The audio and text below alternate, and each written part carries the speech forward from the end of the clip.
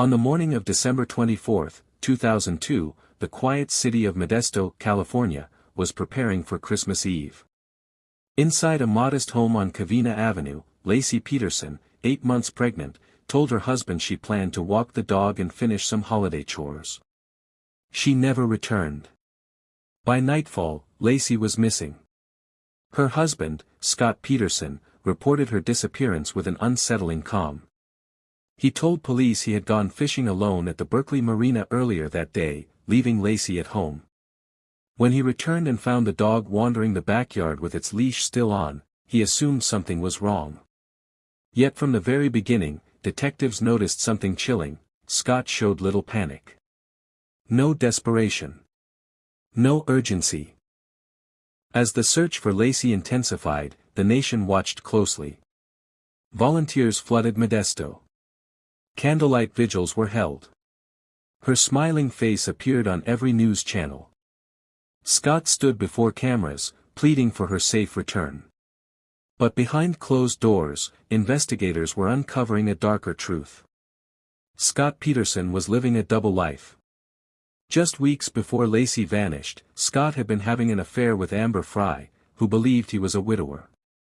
He told her his wife had died and that this would be his first Christmas without her.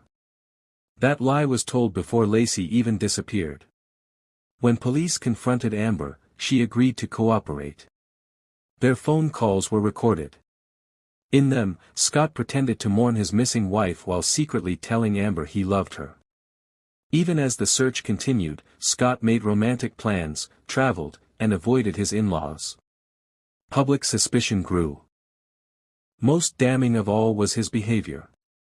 While his wife and unborn child were missing, Scott dyed his hair, carried large amounts of cash, and was arrested near the Mexican border with camping gear and multiple cell phones. To prosecutors, it looked like a man preparing to run. In 2004, Scott Peterson stood trial. The courtroom was tense, the atmosphere heavy. The jury heard weeks of testimony detailing lies, deception, and betrayal. The defense argued there was no direct evidence, no murder weapon, no eyewitnesses. But the prosecution told a chilling story of motive and method, a man who wanted freedom, not fatherhood. After months of testimony, the jury reached a verdict. Scott Peterson was found guilty of first-degree murder for Laci and second-degree murder for Connor. He was sentenced to death in 2005, later reduced to life without parole.